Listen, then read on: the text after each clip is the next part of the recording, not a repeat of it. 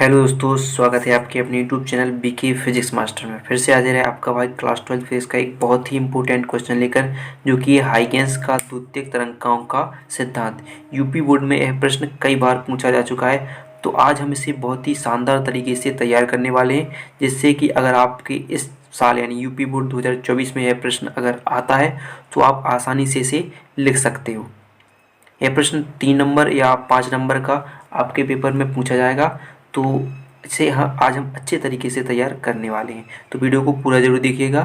देखिए, साथ में इसके एक और क्वेश्चन पूछ लिया जाता है कि प्रकाश के परावर्तन और अपवर्तन की व्याख्या इस सिद्धांत के आधार पर करने के लिए पूछ ली जाती है। तो इसके बाद हम वो वीडियो भी करने वाले हैं जिसमें हम हाइगेंस के द्वितीयक तरंगाओं के सिद्धांत के आधार पर परावर्तन और अपवर्तन की व्याख्या करने वाले हैं।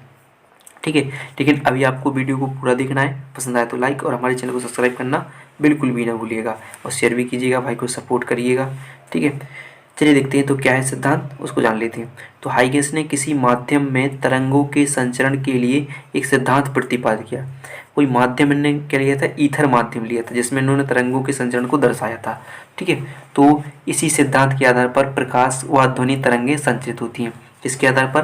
प्रकाश की तरंगें चलती हैं और ध्वनि की तरंगें चलती हैं। किसके आधार पर? तो हाइगेंस की सिद्धांत, हाइगेंस के द्वितीयक तरंगाओं के सिद्धांत पर इसका संचरण होता है। इसी सिद्धांत को हाइगेंस की द्वितीयक तरंगाओं का सिद्धांत कहते हैं। हाइगेंस ने तरंगों के संचरण निम्न परिकल्पनाओं के आधार पर दी। कुछ परिकल्पनाएं दी जिसके आधार पर हम इस हाइगेंस की द्वितीयक तरंगाओं के सिद्धांत को समझने वाले हैं। तो सबसे पहले बात करते हैं। तो देखिए, पहला पॉइंट क्या होगा, यानी पहली अवधारणा होगी कि जब किसी माध्यम में स्थित तरंग स्रोत से तरंगें उत्सर्जित होती हैं, तो यानी मान लेते हैं यहाँ पर जो एस क्या है, आपका एक तरंग स्रोत है, और इससे जो तरंगें निकल रही हैं इनको प्राथमिक तरंगें मान सकते हैं। तो तरंगें क्या होती हैं? तो स्रोत के चारों ओर स्थित माध्यम के कण कंपन करने लगती हैं। तो इस स्रोत के चारों ओर जितने भी कण होंगे, माध्यम के जो भी कण होंगे, जितने भी होंगे, वे सब क्या करने लगे? कंपन करने लगे। और माध्यम में वह पृष्ठ जिसमें स्थित सभी कण कंपन की समान कला में हो, तरंगार कहलाते हैं। तरंगार क्या होगा? तरंगार की परिभाषा भी पेपर में पूछ ली जाती है। तरंगार कैसे कहते हैं? तो क्या भाई हमने क्या पढ़ लिया कि कोई भी जब किसी माध्यम में स्थित कोई तरंग स्रोत से तरंगें निकलती हैं, उत्सर्जित होती हैं, तो उसके चारों ओर एक माध्यम के कण समान कला में कंपन करने लगती हैं, और समान कला में कंपन कर रही हूँ, वे क्या कहलाते हैं? तरंगार कहलाते हैं। ठीक है, तरंगार के कंपन की समान कला में हूँ तो वे क्या कहलाते हैं? तरंगार कहलाते हैं। ठीक है, तो पहला पॉइंट याद हो जाएगा कि कोई एक स्रोत हो जिससे तरंगें निकल रही हो, तो उसके चारों ओर स्थित जो भी कण होंगे वो समान कला में क्या करने लगते हैं? माध्यम के पृष्ठ पर जिसमें स्थित सभी कण क्या करने लगती हैं? समान कला में कंपन करने लगती हैं, वे क्या क्या कहलाते हैं? तरंगार कहलाते हैं। और पेपर में प्रश्न भी पूछा जाएगा कि तरंगार कैसे कहते हैं, तो ये भी क्वेश्चन आपका ही कंप्लीट हो जाएगा कि जब किसी माध्यम में स्थित तरंग स्रोत से तरंगें उत्सर्जित होती हैं, तो स्रोत के चारों ओर स्थित माध्यम के कण कंपन करने लगते हैं, और माध्यम के वह पृष्ठ जिसमें स्थित सभी कण क्या करने लगते हैं? कंपन करने लगते हैं, वो क्या कहलाते हैं? तरंगार कहलाती है। जैसे यहाँ पर देखिए, जो आपका ए बी क्या है? एक तरंगार्क है, और इसमें स्थित कण ए बी, ये जो 1 2 3 4 5 6 ये सब क्या है? ये क्या है? आपकी कण है, इसके क्या है? कण है। ठीक है, स्थित बिंदु है, इसको बोलते कर सकते हैं। और ये सब क्या करते हैं? समान कला में अगर कंपन कर रहे हो, समान कला में कंपन कर रहे हो, तो ये क्या कहलाते हैं? तरंगार कहलाते हैं। ठीक है, फिर देखिए सेकंड पॉइंट क्या बताया इसमें, ये देख लेते हैं।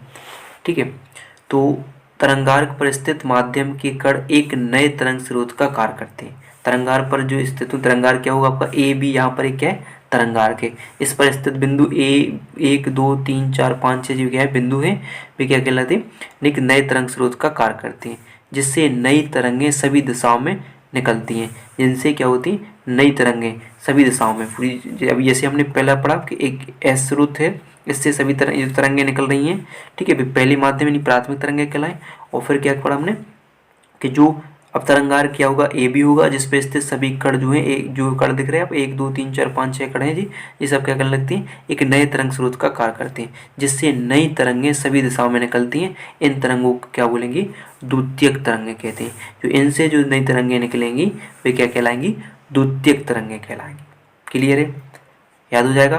तो पहला प्राथमिक तरंग के लिए बात होगी, दूसरी द्वितीयक तरंग की। द्वितीयक तरंग कौन होगी, जो हमने पहला स्रोत जो पहले स्रोत से जो तरंगें निकली थी वो किस पर, तरंगार्क पर आपतित हुई, और उसमें स्थित जो कण थे, एक जो 6 कण हैं, ये सब क्या करेंगे, एक नए तरंग स्रोत का कार्य करती हैं, जिससे नई तरंगें सभी दिशाओं में निकलती हैं। इन तरंगों को क्या बोलेंगे, द्वितीयक तरंगें कहेंगे।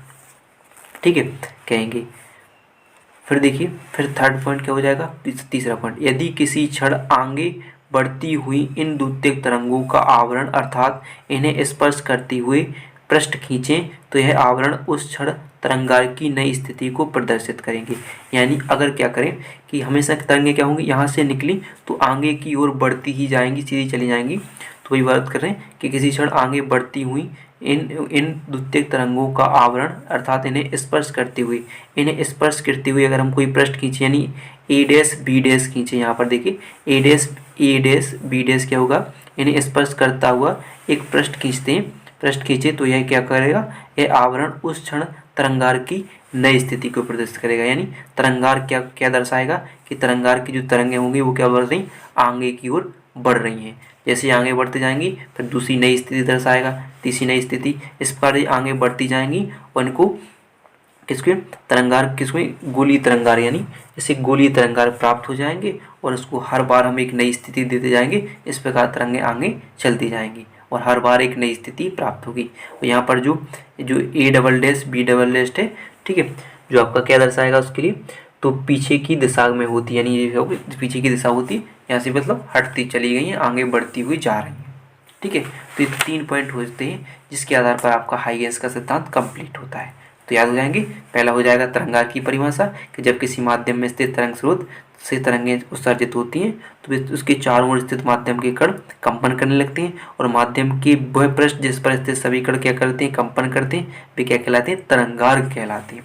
फिर क्या पढ़ा कि तरंगार्क पर स्थित माध्यम के जितने भी कण होते हैं वे एक नए तरंग स्रोत की भांति कार्य करने लगते हैं।